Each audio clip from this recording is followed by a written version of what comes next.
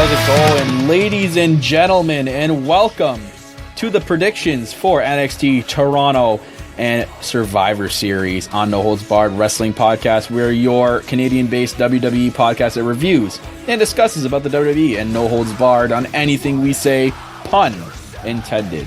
You can also follow the podcast on Twitter and join in on the conversation by tweeting at No Holds Barred WP, as well as follow and listen to all previous episodes of the podcast on YouTube, SoundCloud, iTunes, Stitcher, and Spreaker itself. We're everywhere for your enjoyment and wherever it's easier and convenient for you to listen to us.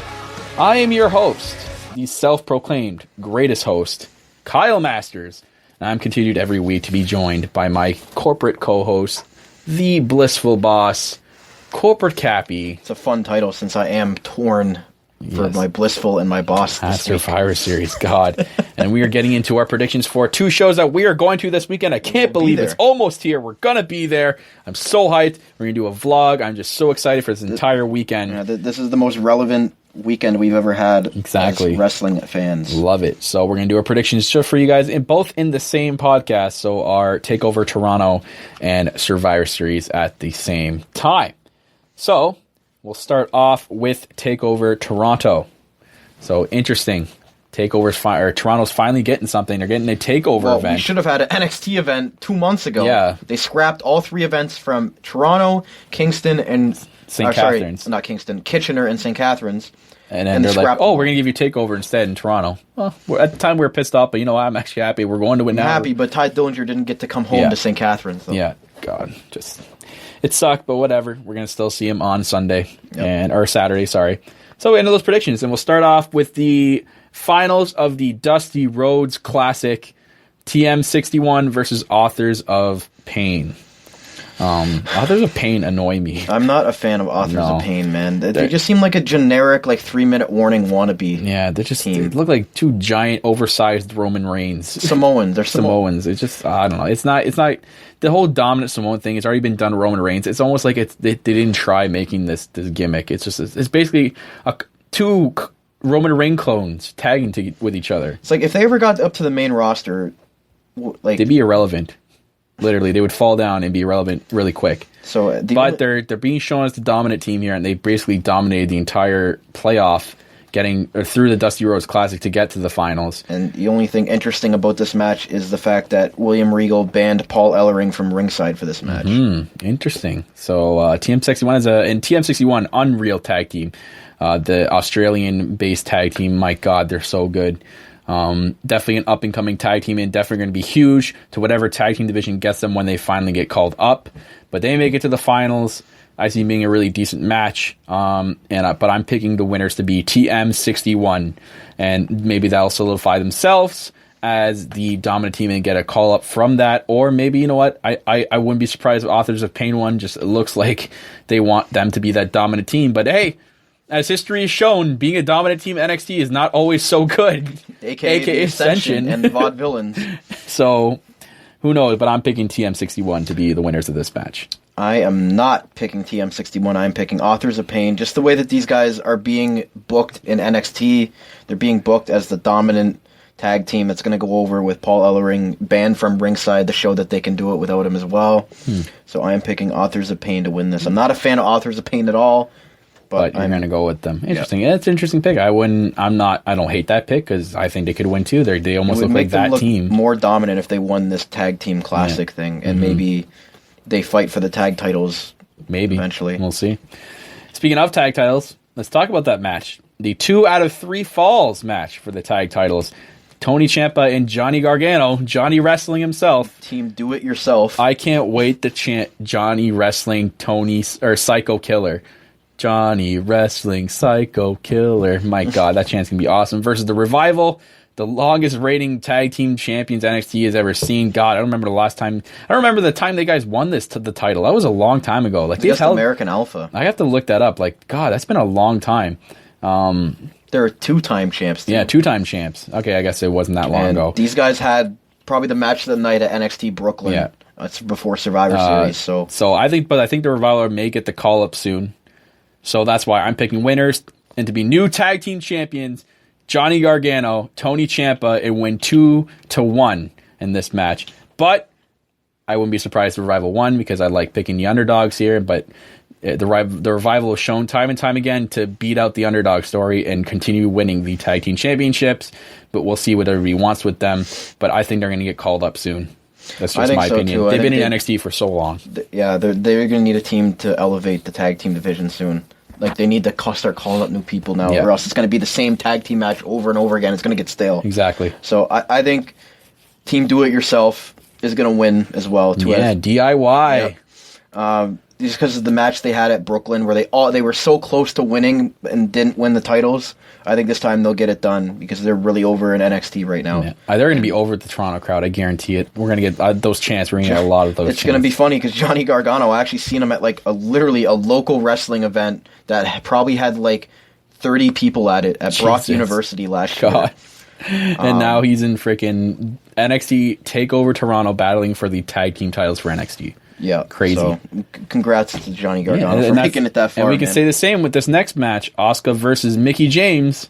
We just saw at House of Hardcore this past summer, and would be like, okay, this is going to be it for her. Like, we're not going to see her do anything else. And Rhino, and we all know how this plays out. But the original plans were for Trish Stratus to fight Asuka at this event. But plans didn't fall through because due to a baby with Trish Stratus having a kid. So obviously she can't wrestle, but we get the return of Mickie James, and she got a really good reaction when they showed the video at NXT. So I'm glad that she's still getting a reaction out of the fans. Asuka's been dying for some competition. Yeah, and this is the return of Mickie James since 2010. That was the last time she was in WWE. So 6 years ago. She still got it, as we know from House of Hardcore. She still has some good in-ring capabilities. It should be a good match. I think Mickie will be the face. Obviously, Asuka will be played as the heel, even though both will probably get maybe the same reaction. I think they're trying to transition Asuka to a heel. Yeah, for Amber Moon. Just because she doesn't really talk, you know what I mean? It's hard for her to be a face when she can't really speak English. So, but nothing's set in stone yet for Mickie James as to what her future is in the WWE. Whether or not this is a one-off or not, or it's a one-off, she becomes a trainer, or maybe she has another match after this. Maybe she gets called up and she has a match with someone else in the WWE. Who knows? We'll see what happens. Nothing's set in stone yet, so we'll see what happens after this. I think they're going to make this match a really, really close match. I don't think this is just going to be Asuka dominating and that's it. But I am picking the winner to be Asuka. And maybe we see an appearance from Ember Moon to set up a feud with Asuka after. I definitely think that'll be the next feud for Asuka because she is going to retain 100% in this match. That's going to be crazy, man. That's going to like does she Ember make Moon Mickie versus James Asuka. Tap out?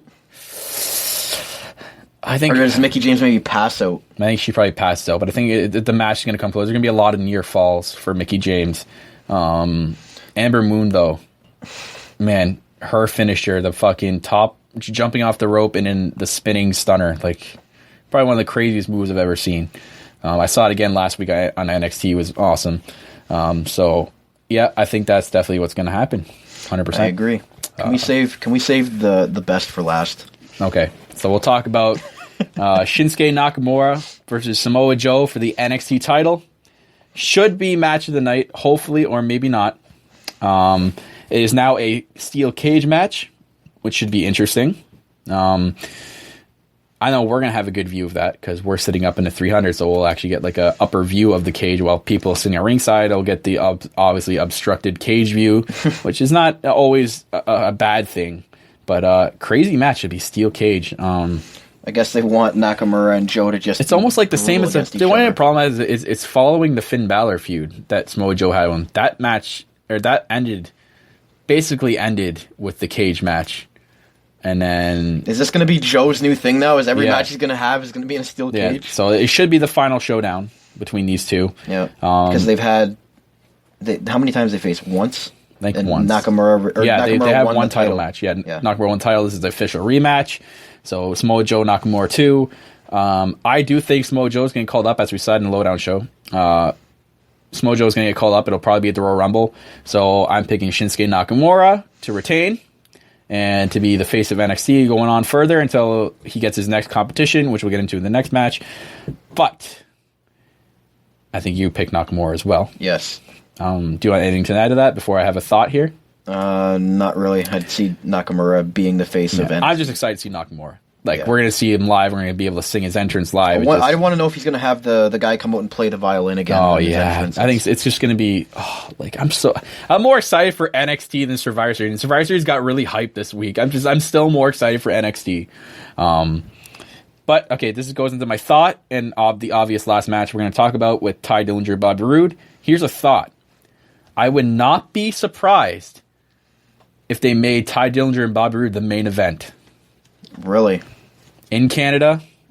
These guys are both Canadian. In Southern Ontario. They make this the main event. I think that would be I think Triple H, in the back of his head, going, "Fuck! If I made this the main event, it would be huge." I think that's because the crowd is just going to be too overpumped and tired after watching that match and then going into this is what the problem was at NXT Brooklyn year one, that they got so into the women's match and were so overly hyped and just tired of being hyped that the Finn Balor and Kevin Owens, was it? It's a Kevin Owens match. Yeah, it didn't. Yeah, it was Kevin Owens. It just didn't. The crowd was already dead. And they were just tired. They weren't as into it. So if they were smart, the co-main event should be just Shinsuke Nakamura, Samoa Joe. I mean, I think the crowd will get into that, but not as much as they would for Bobby Roode and Ty Dillinger, an all Canadian matchup in Toronto, Canada, an all Southern Ontario matchup. Because it's in Toronto. Bobby Roode's from Mississauga. Ty Dillinger's from Niagara Falls, Ontario. Yeah. So why not have that the main event? That'd be epic. And to have Triple H come out announce before that the winner of this is the number one contender and will challenge Nakamura. Will be the number one contender to his title.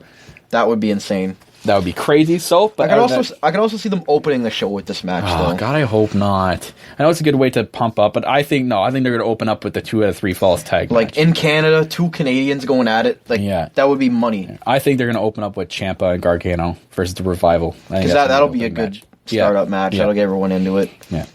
I guess it's like I said, all Canadian matchup. I expect this to be the hyped match of the night, the most hypest match we're ever going to see, let alone because it's in Canada. That's the only reason why. Canada already has a nut crowd as it is. And we had the rumored winner to be the number one contender, which I think for sure should be the number one contender after this. Ty Dillinger appeared on a radio station for Toronto, and they asked him, if you win, will this solidify you as the number one contender? And Ty Dillinger kind of teased a bit that he's like, oh, maybe it should, maybe it shouldn't. You never know. He's kind of just hinting, you never know what's going to happen. I think it will. I think whoever wins this match will be the number one contender. But my prediction aside, or I guess my prediction is Bobby Roode will get called up at the Royal Rumble or sometime after that. And Ty Dillinger is going to win this match and get the title shot he deserves. He probably won't beat Nakamura, but I think he'll get the title shot he deserves.